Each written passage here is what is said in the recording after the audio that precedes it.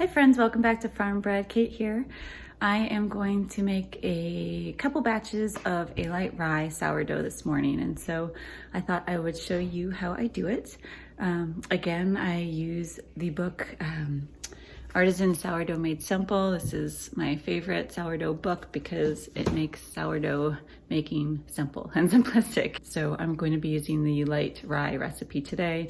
I'm also using freshly milled rye flour from rye berries, and I've got my starter going. Let's see, my starter's right here, so it's nice and bubbly. That's with fresh milled wheat flour. So I don't always, I know a lot of recipes will tell you to use a levain that is made with the same flours that you're going to be making your bread with, and I just typically always use fresh milled whole wheat flour to create my levain or my starter. So I'm gonna get ready. I'm gonna start adding my ingredients, and then it's this recipe, this rye, we usually sit out for I think like 6 to 8 hours. And so I'm doing this in the morning. I'll come back this evening and actually make the bread loaves. So, okay, so we're gonna get started. The recipe calls for 50 grams of a active starter. So I'm going to zero out my scale. I don't know if you can see my scale down below, but I have my scale zeroed out, and I'm going to double the recipe. So I'm going to add 100 grams.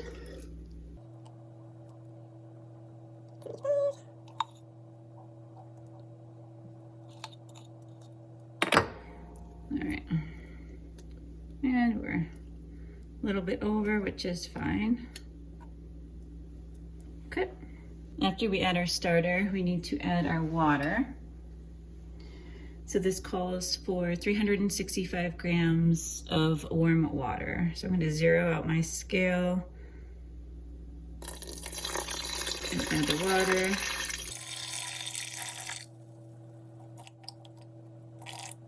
Okay, so instead of doing the math right now, I'm just zeroing my scale out again, and I'm gonna just add another 365. I did warm my water in the microwave. Just so you know, I did it for, probably have about 5 cups in there that I just zapped for about a minute. So it's lightly warmed. It's like room temperature now, instead of being cold. Stirring this up. I don't know if you have one of these. This is a Danish dough whisk, and this is like my all-time favorite whisk for sourdoughs. It's a flat whisk, so you can see the inside, the inner part. These don't actually come out. I have other ones where this part kind of comes out a little bit, and I find it's hard ergonomically. It really is hard for me to stir with my hand for some reason. Whereas this whisk, it works really well, and it's really comfortable on my hand and on my arm and for stirring. So I really like this one. If you don't have one, I would definitely recommend getting one of these. Okay, now we're going to add 20 grams of honey. So I'm doubling again. So I'm gonna add 40 grams. And again, this is why I love using a scale, because I can just zero out to my bowl.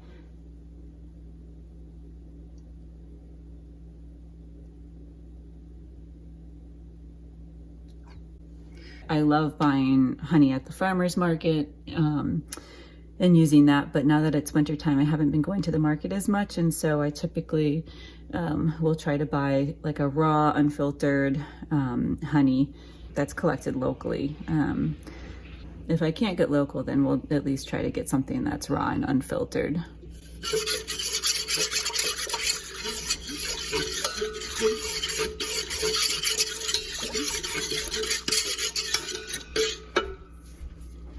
Okay. Now I'm going to add our rye flour. So again, I'm going to zero out my scale. And this calls for 106 grams of rye flour. So again, I'm going to double this. So it'll be 212.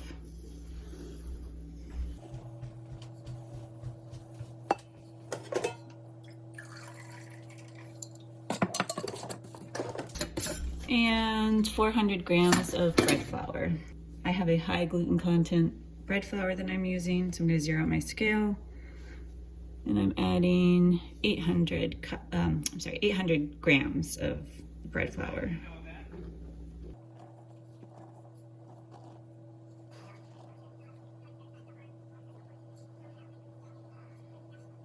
All right, getting close.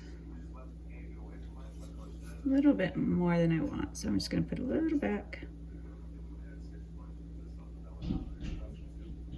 Okay. The last thing that we need is going to be our salt. I like to use a pink Himalayan sea salt, pink Himalayan salt, I should say. So this is calling for 9 grams. I'm going to put roughly 18.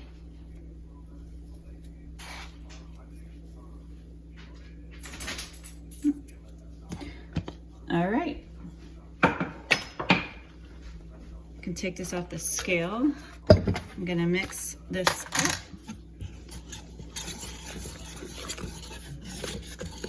And you can see how nicely this all comes together with the Danish dough whisk. Just makes it that much easier to incorporate all the ingredients. And then once you get everything pretty much combined, then you just want to go in and give it a good mix with your hand to make sure there are no super dry spots. Just kind of scrape it off our whisk. So now I'll just go in, make sure everything's nice together.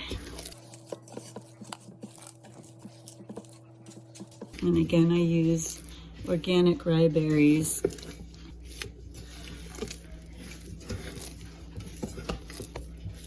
There we go. Everything's come together nicely. So now that I've mixed everything together, I am going to cover the bowl and let it rest for about 30 minutes. So now I'm just gonna replenish my starter. So here you can see I've just put my starter that was left over, I put it in a clean jar. I'm at that point where I really don't even measure. I kind of just feel out. I know the consistency and the texture that I want to get, which is kind of like a thick yogurt. And so I just kind of pour in however much whole wheat flour I think I'll be needing. So it kind of helps to know what type of bread you're going to want to make, so that way you know to add enough starter or enough flour to your starter, so that you'll have enough starter for the week, or for however many days.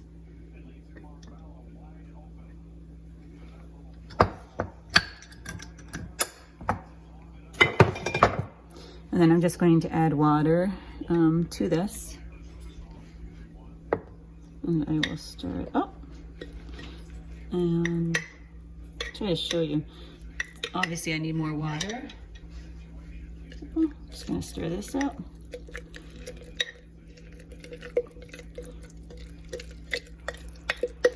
And that looks just about the texture consistency that I want. So I just have to make sure that my starter and the new flour and water are all mixed well together.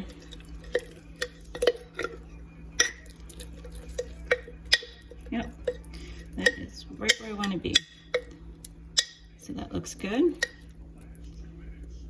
Scrape this off. My hands are clean. Don't want to waste any. I will put my rubber band around the base where it's at, which is always fun to see how it rises up above and gets bubbly. And then I just gently lay the ball lid. I don't even screw it on. I just lay it on top. Put it in the cupboard where it's in like a draft-free area. So I've got my starter in my cupboard. I replenished that, and my rye mixture, the dough is resting. I have about 15 more minutes. I'll let that rest, and then I will do a kind of a quick fold to get it into a ball shape. And then I'm just gonna let it rest throughout the day. Okay, so I have let this rest for about 30 minutes. Now I am going to do a quick fold.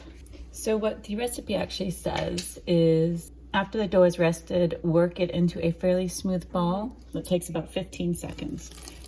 So I just go in and kind of stretch it up, pull it up.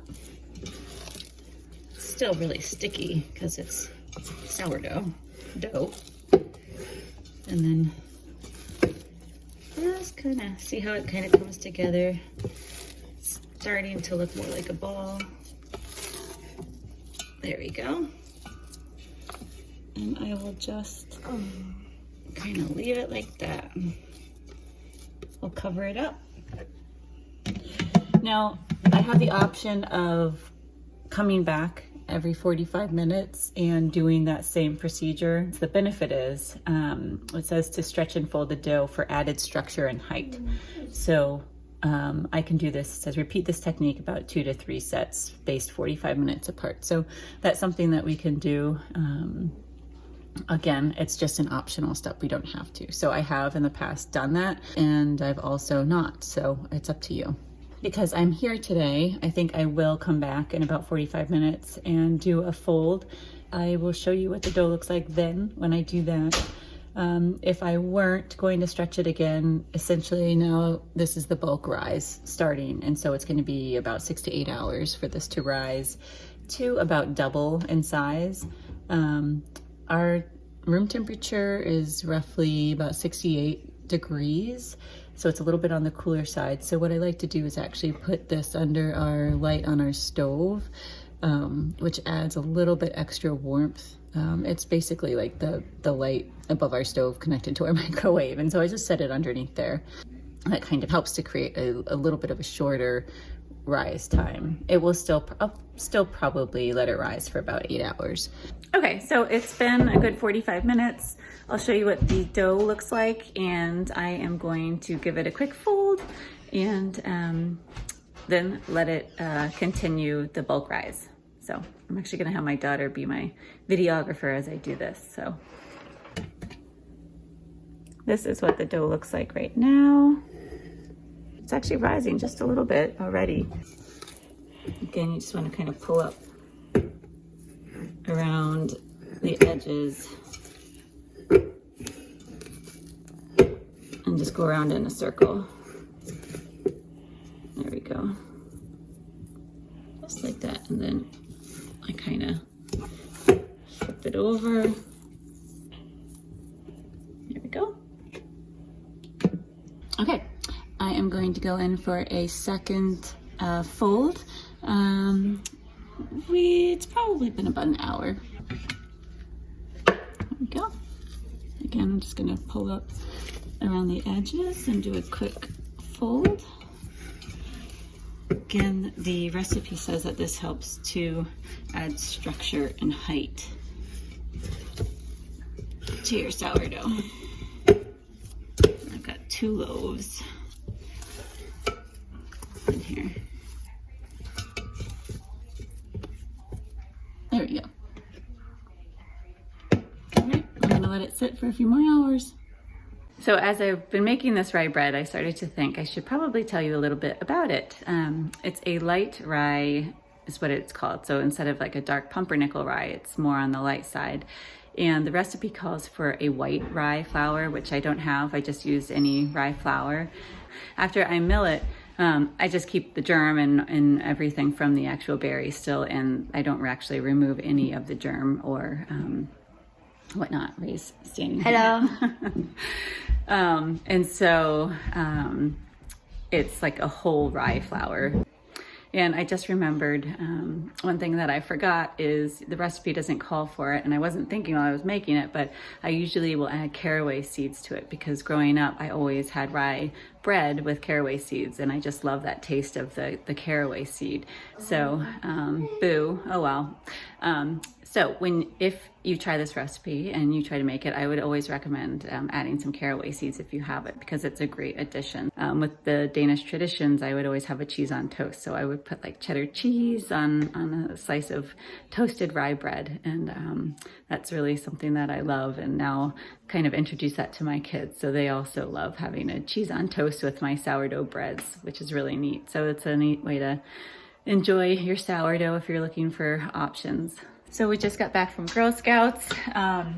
It's actually 7 o'clock, so it's a little bit later than I anticipated, but that's okay. What I will do is I've got my bowl sitting here on the stovetop warming up under the light, which definitely helps to kind of make the process go a little bit faster. So I'm gonna take the dough out and put it in proofing baskets. Sprinkle a little bit of flour down. I'm also gonna need this in my proofing baskets.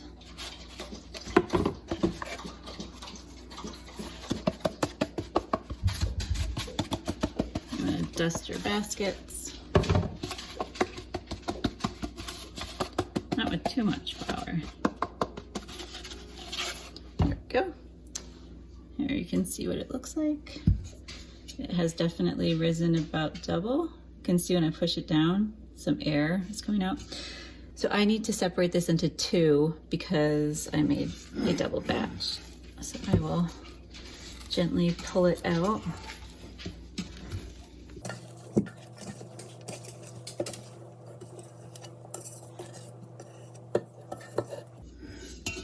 Try to scrape it all out.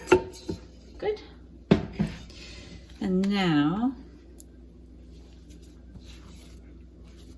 I am going to separate this into 2 pieces.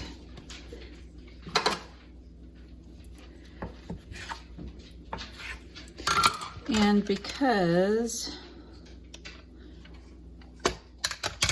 I'm separating it, I'm just going to use my scale. I'm going to zero it out first. There we go. And that is 960. 920, that's fine, close enough. Okay, so now I will shape my dough.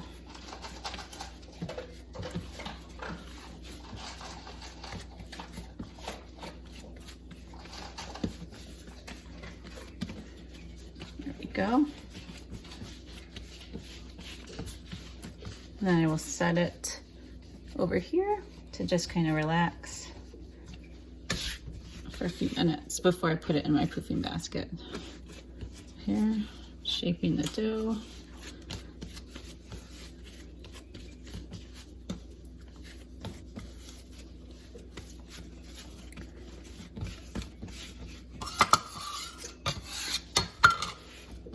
And I will let it sit over here. I'm gonna let it sit for 10 minutes before I end up putting it into our proofing baskets. Okay, so these have rested a bit. I'm going to scoop them up and put each in a proofing basket. They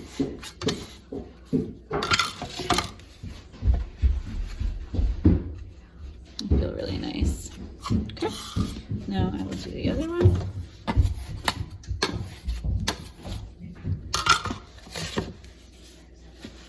Okay, so now these need to proof for about a half an hour. I am again gonna put these on top of the stovetop so that they can kind of have a slightly accelerated proof, and then I will put them in the oven.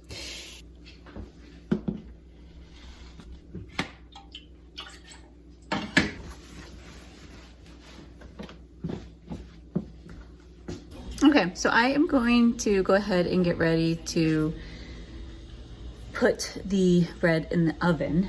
I have my oven, it's already preheated, and I have my 2 cloches in the oven as well. And then I have my 2 rye loaves right here. They definitely are looking good. They've got that nice bounce back. I've had a couple of people ask about my stencil, so I thought I would kind of show you what I do. I do use a lame or a lame, I'm not sure how to pronounce it, to create the ear for my sourdough as well. And so I like to use a stencil that will work with the ear on the bread. And so I'll show you what I do for that. So I do one at a time. Very steamy. Then I will flip my bread into my cloche. Now for the stencil, what I'll do is spray the bread a bit, and I'll place my stencil over top. Just kind of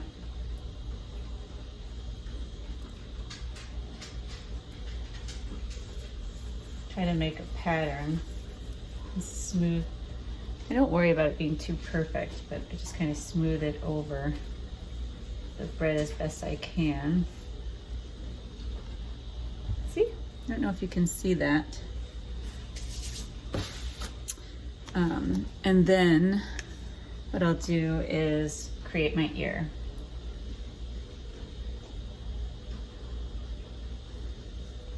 And sometimes I'll just go right through the center of that star. And I score the top. Then I will put my lid back on, put it in the oven, and grab the other one out.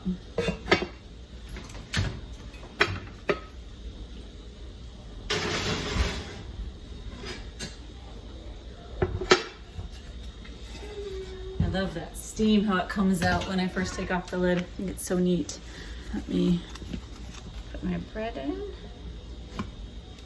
There we go. Now I'm going to spray. This is just water, by the way. It's just a little mister, just to wet it a little bit. Slide my stencil down. I found these nice star stencils. They're not for bread, but any stencil will work, really. I found these off Amazon, and so I just,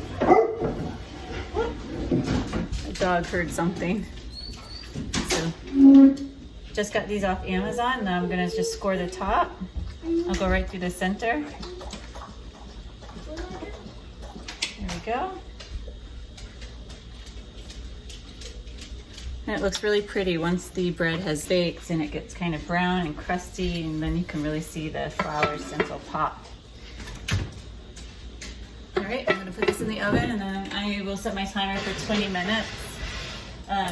We bake it for 20 minutes with the lid on, and then we're gonna take the lids off after 20 minutes and bake it for 30 more minutes. There we go. All right, my timer just went off, so I reset it for 30 minutes. What I'm gonna do now is take the loaves, or not the loaves, but take the lids off the loaves and put the lids up on the stove. Again, I keep this towel there so that it's something for them to.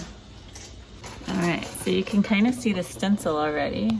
It's a little bit of glare, but they look really beautiful. I'm excited, and oh, it smells so good too. So now they're gonna cook or bake for 30 more minutes. All right, my timer is about to go off, so I am going to get my gloves on and grab our loaves out of the oven. I'll set them up here so that the cloche can cool on the stovetop again, and then I'm gonna transfer my actual loaves to a cooling rack.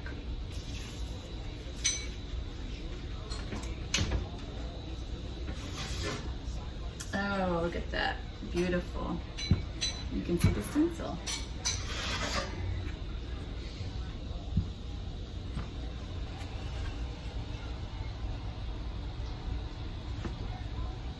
How good does that look? Beautiful loaves, aren't they?